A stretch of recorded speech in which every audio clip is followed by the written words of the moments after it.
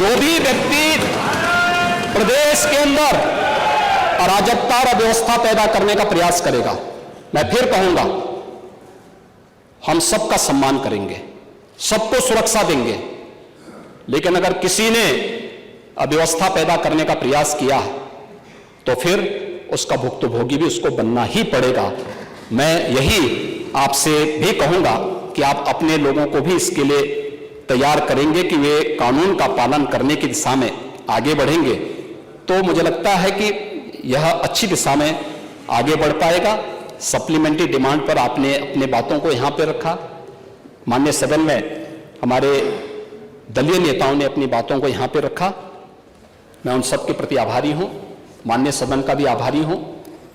बहुत सारी बातें आप लोगों ने कही हैं, हमने खन्ना जी को अधिकृत भी किया है इसके लिए कि भाई देखो खन्ना जी, आप वित्त मंत्री हैं और सदस्यों की बात को वित्तीय ढंग से थोड़ा सोच करके उसको आगे बढ़ा दीजिए, और मुझे लगता है कि होगा, अच्छी दिशा में आगे बढ़ेगा। लेकिन हमें चिंता इस बात की होती है कि सदस्यों के बारे में परसेप्शन गलत न जाए बाहर। मुझे लगता है कि इस चीज की भी हमें चिंता होती है। सत्ता पक्ष के विधायक अपने प्रस्ताव समय पे देते हैं तो उन्हें त्वरित आर्थिक विकास से पैसा मिला, और मुझे लगता है विपक्ष के सदस्यों को, खासतौर पर समाजवादी पार्टी के सदस्यों को इसकी फुर्सत नहीं होती कि विकास करा सकते हैं, क्योंकि वहां पे क्षेत्र के विकास के बजाय स्वयं के विकास में ज्यादा ध्यान रहता है, इसलिए वो ज्यादा प्रस्ताव दे नहीं पाते।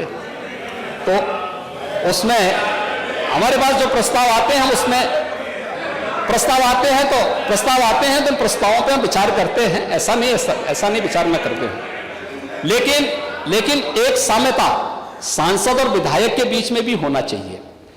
दूसरा, विधायकगण जहां पे जिन कार्यों के लिए करते हैं, देखिए आज इंफ्रास्ट्रक्चर का जो भी काम हो रहा है, निवेश का जो भी काम हो रहा है, यह कहीं ना कहीं किसी क्षेत्र में ही हो रहा है, किसी जनपद में ही हो रहा है, और उसके बेहतरीन परिणाम आने चाहिए। हमारा तो प्रयास होना चाहिए कि होता है कि सभी 75 जनपदों में समान रूप से कार्य हो। जैसे बिजली सबको दे दी गई, आज कोई भेदभाव तो नहीं है। आपके जितने भी सिंचाई की योजनाएं आई, वो सभी जगह पहुंच रही है, सब जगह बनाने का प्रयास किया जा रहा है। इसी का परिणाम है कि 86% भूमि हमारे पास सिंचित है। लेकिन इस दिशा में एक प्रयास, और सरकार अपने कार्यक्रमों को आगे बढ़ा रही है।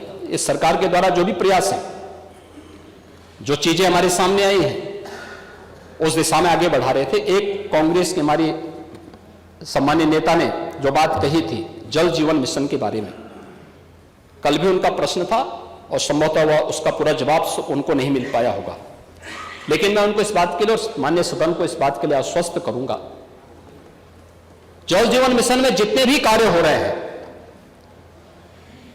जितनी भी सड़कें उसमें खोदी गई हैं, इसका निर्माण करना संबंधित कॉन्ट्रैक्टर और कार्यदायी संस्था यानी उत्तर प्रदेश जल निगम ग्रामीण की जिम्मेदारी है।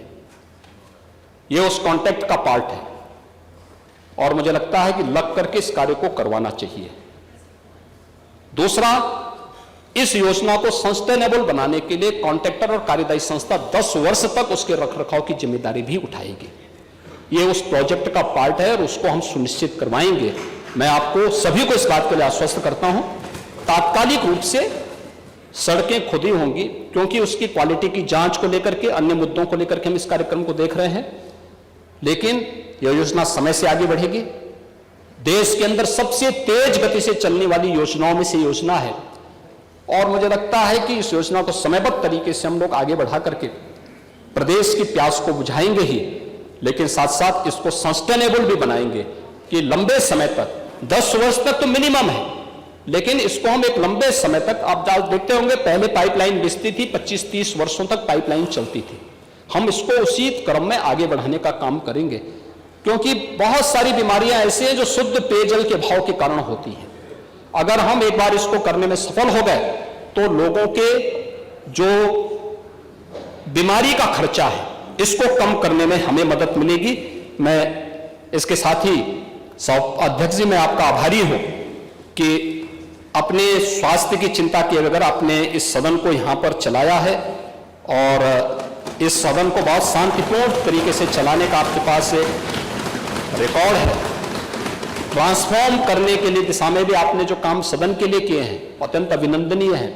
कल मैं देख रहा था असम की विधानसभा की पूरी टीम यहाँ पर आई थी, यहाँ पर ई विधान को देखने के लिए। जो ये टैबलेट लगे हुए हैं, कैसे हमारी कार्य पद्धति होती है। असम विधानसभा की पूरी टीम आई थी, वो मुझसे मिलने के लिए भी आई थी, ये विधान भवन के कार्यालय में। जब हम अच्छा काम करते हैं तो अन्य राज्य भी उसका अनुकरण करते हैं, और तमाम राज्यों की टीम आ रही है। मैं राजस्थान की टीम को भी देख रहा था, मध्य प्रदेश की टीम को भी देख रहा था, अन्य राज्यों की टीम को भी देख रहा था। तो समय पे कदम उठाए जाएंगे तो उसके बेहतरीन परिणाम भी हमारे सामने आएंगे। मैं आपका आभारी हूं, आपका स्वास्थ्य उत्तम हो इसकी कामना भी करता हूं। नेता प्रतिपक्ष के साथ साथ अपने सभी दलीय नेताओं को भी हृदय से धन्यवाद देते हुए सभी माननीय सदस्यों से मैं इस बारे में आश्वस्त करूंगा, आपकी जो भावनाएं हैं खन्ना जी उसको देखेंगे और उसको समयबद्ध तरीके से आगे बढ़ाएंगे। धन्यवाद। आगे और कहते हैं कि कानून सबके लिए बराबर होता है, और ये बात उत्तर प्रदेश में चरितार्थ होती भी है, क्योंकि उत्तर प्रदेश वो उत्तम प्रदेश है जहां न सिर्फ जीरो टॉलरेंस की नीति के तहत में काम होता है, बल्कि बाबा का हथौड़ा हर किसी पर बराबर चलता है। लखनऊ में हुड़दंगियों ने उत्पात मचाया तो उन पर लगाम लगाने के साथ साथ लापरवाही के आरोप में पुलिस कर्मचारियों पर भी गाज गिरती हुई दिखाई दी। इस पूरे मामले पर आपको दिखाते हैं खास रिपोर्ट। सरकार ने कहा नहीं, जीरो टॉलरेंस पर चलेंगे, या तो अपराध करना बंद करो,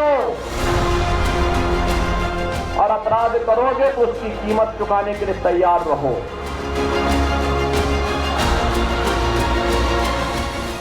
साफ है कि उत्तर प्रदेश जीरो टॉलरेंस की नीति पर काम करता है, और जो उस नीति की मुखालफत करेगा बाबा का चाबुक उस पर चलेगा, अब चाहे वो अपराधी हो या फिर कोई वर्दीधारी,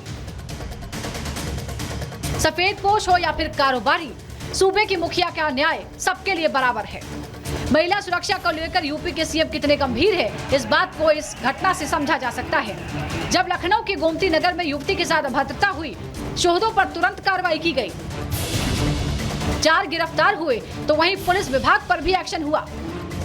पुलिस कर्मियों पर ड्यूटी में लापरवाही के आरोप लगे, जिसमें 3 अधिकारी एसीपी गोमती नगर अंशु जैन, डीसीपी पूर्व प्रबल प्रताप और एडीसीपी पूर्वी अमित कुमावत को निलंबित करके तबादला कर दिया गया। तो वहीं पूरी गोमती नगर पुलिस चौकी को निलंबित कर दिया गया, जिसमें एसएचओ गोमती नगर दीपक पांडे, उद्यान चौकी प्रभारी ऋषि विवेक, एसआई कपिल कुमार, सिपाही धर्मवीर और सिपाही वीरेंद्र कुमार का नाम शामिल है।